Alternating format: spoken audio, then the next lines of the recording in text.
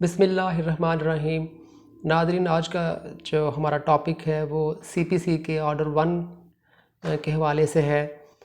Order 1 جو ہے وہ پارٹیز ٹو سوٹ کے متعلق ہے کہ ایک دعوے میں کون سی پارٹیاں ہوتی ہیں، ایک مدعی کا کیا حق ہوتا ہے، ایک ڈیفینڈنٹ وہ کب وہ پارٹی بن سکتا ہے، جو مس جائنڈر اور نان جائنڈر کا کیا کانسیپٹ ہے۔ آج ہم آرڈر 1 میں دیکھیں گے۔ اس کے آرڈر 1 کے ناظرین 13 رولز ہیں، ان تمام رولز کا ہم ایک ایک کر کے جائزہ لیں گے۔ تو اس کا جو پہلا رول ہے وہ پلینٹف کے بارے میں ہے۔ پلینٹف وہ ہوتا ہے، مدعی وہ ہوتا ہے جس کا کوئی رائٹ ٹو ریلیف کسی بھی معاملے میں وہ ایگزسٹ کرتا ہو۔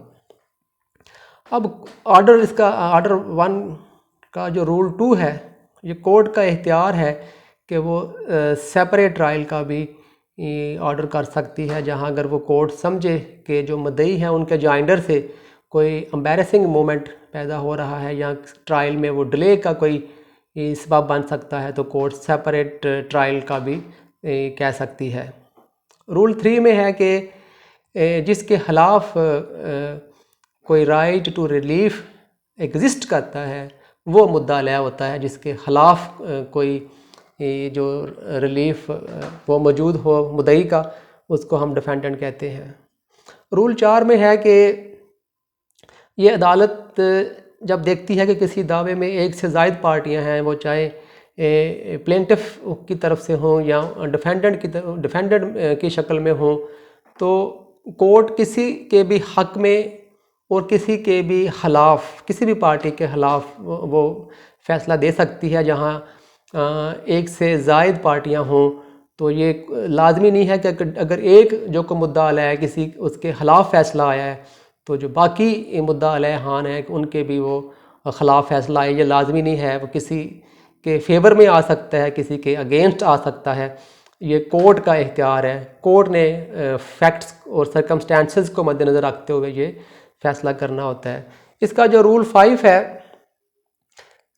اس میں ہے کہ جو ڈیفینڈنٹ ہے وہ لازمی نہیں ہے کہ جو مدعی نے ریلیف کلیم کی ہے وہ ان تمام کلیم کردہ وہ ریلیف میں انٹرسٹڈ ہو، اس کی دلچسپی ہو، یہ کوئی لازمی نہیں ہے۔ جو اس کا رول 6 ہے، joinder of parties liable on same contract. اب یہ مدعی کو ٹوٹل آپشن دے دیا گیا ہے، یہ اس کا آپشن ہے کہ اگر وہ ایک ہی معاہدے پہ زیادہ اگر وہ پارٹیز ہیں جو سیم کانٹریکٹ پہ لائبل ہیں، سیم معاہدے پہ وہ ذمہ دار ہیں، تو وہ ان کو اکٹھا کر سکتا ہے۔ یہ مدعی کے بہاف پہ یہ مدعی کا آپشن ہے، اس کا یہ رائٹ اختیار ہے۔ رول 7 میں ہے کہ جب پلینٹف کو یہ ڈاؤٹ ہو کہ ڈیفینڈنٹ ایک ہے یا دو ہیں یا ان میں سے کوئی ہے یا نہیں ہے، یا جب اس کو یہ ڈاؤٹ ہو اس بات کا، تو وہ 2 یا 3 ڈیفینڈنٹ کو بھی ایک دعوے میں شامل کر سکتا ہے۔ جو اس کا رول 8 ہے وہ یہ ہے کہ ایک آدمی جو ہے وہ باقی تمام دیگر جو لوگ ہیں ان کے بہاف پہ وہ دعویٰ دائر کر سکتا ہے اور دعوے کو ڈیفینڈ بھی کر سکتا ہے، لیکن شرط یہ ہے کہ ان کا سیم انٹرسٹ ہو، ان کا جو کامن انٹرسٹ ہو۔ مثال کے طور پر ہم نے اکثر دیکھا ہے کہ دیہاتوں میں اگر کوئی کسی قبرستان کا کوئی 4 دیواری کا مسئلہ ہے یا کوئی سیوریج کا مسئلہ ہے، تو ایک ہی آدمی جو ہے وہ باقی تمام لوگوں کے بہاف پہ دعویٰ دائر بھی کر سکتا ہے اور دعویٰ کو ڈیفینڈ بھی کر سکتا ہے۔ لیکن اس میں جو باقی لوگ ہیں ان کا یہ رائٹ ہے کہ ان میں سے باقی کوئی بھی بندہ جب چاہے تو وہ اپلیکیشن دے کے اس دعوے میں وہ پارٹی بن سکتا ہے، یہ اس کا رائٹ ہے۔ آگے جو اس کا رول 9 ہے، مس جائنڈر اینڈ نان جائنڈر۔ ناظرین، اگر کوئی مس جائنڈر، کوئی ایسا غلط کوئی بندہ کوئی شامل ہو گیا ہے جو کہ پراپر پارٹی نہیں تھا یا نیسیسری پارٹی نہیں تھا، یا کوئی شامل ہونے سے رہ گیا ہے، تو اس سے جو سوٹ ہے وہ ڈیفیٹ نہیں ہوتا، بلکہ جو کورٹ دیکھتی ہے کہ اس کے سامنے جو ایکچول پارٹیز موجود ہیں وہ حقائق کو مد نظر رکھتے ہوئے اس کے مطابق عدالت فیصلہ کرتی ہے. اس سے جو سوٹ ہوتا ہے، دعویٰ ہوتا ہے، وہ ڈیفیٹ نہیں ہوتا. آگے جو آرڈر اس کا جو 1 کا جو رول 10 ہے وہ suit in the name of wrong plaintiff ہے. اگر جو دعویٰ ہے مدعی کا وہ غلط نام سے وہ دائر ہو جائے یا فائل ہو جائے تو عدالت یہ اس کو اجازت دے سکتی ہے، وہ اگر وہ سمجھے کہ اس کا جو بونافائیڈ تھا، اس کی غلطی جو مسٹیک ہے بونافائیڈ تھی، اس میں کوئی میلافائیڈ انٹینشن نہیں تھی، تو عدالت یہ کہہ سکتی ہے کسی بھی وقت فیصلے سے پہلے کہ آپ اس کو جو سبسٹیچیوٹ کریں تاکہ جو اصل مدعی ہے اس کو وہ اس میں شامل کر سکے. اور عدالت یہ دیکھتی ہے کہ اگر کوئی ڈیفینڈنٹ بھی اگر کوئی اس میں کوئی ایڈ ہوتا ہے تو کورٹ پھر کہہ سکتی ہے. یہ عدالت کا اختیار ہے پارٹیز کے حوالے سے کہ وہ کسی بھی پارٹی کو ایڈیشن، ڈیلیشن اور سبسٹیٹیوشن کر سکتی ہے. اگر پارٹی اگر کورٹ کسی ڈیفینڈنٹ کو ایڈ کرتی ہے تو وہ کہہ سکتی ہے پلینٹف کو، مدعی کو، کہ اس لحاظ سے وہ ترمیم کرے، اپنی پلینٹ میں امینڈمنٹ کرے.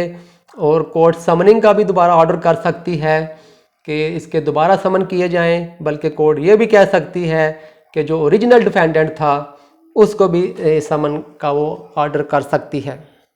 آگے آرڈر 1 کا رول 11 ہے conduct of suit as court deems proper. تو یہ سوٹ کو کنڈکٹ کرنا یہ جیسا عدالت مناسب سمجھے وہ کر سکتی ہے. جو رول اس کا 12 ہے وہ appearance of one of several plaintiffs اور ڈیفینڈنٹس فار ادرز. یہ بالکل ہو سکتا ہے اگر زیادہ پلینٹفز ہیں یا زیادہ ڈیفینڈنٹس ہیں تو ان میں سے کوئی ایک بھی باقی دیگر کے بہاف پہ آ سکتا ہے. لیکن اس کی کنڈیشن یہ ہے کہ باقی جو لوگ ہیں وہ اس کو ریٹن پرمیشن دیں گے اور کورٹ اس کو تسلیم کرے گی کہ وہ ایک آدمی جو باقی پارٹیز کے بہاف پہ وہ دعوے میں پیش ہو سکتا ہے، وہ ہیئرنگ میں شامل ہو سکتا ہے.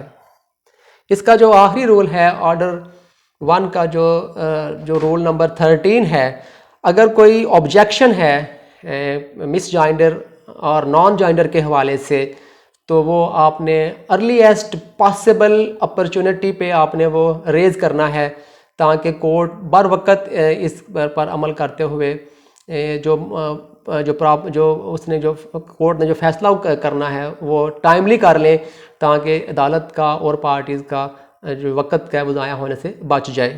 ناظرین، امید ہے آپ کو یہ آج کی ویڈیو پسند آئے گی. ویڈیو کو لائک اور شیئر کر دیں اور اپنا خیال رکھیں. Take care. اللہ حافظ.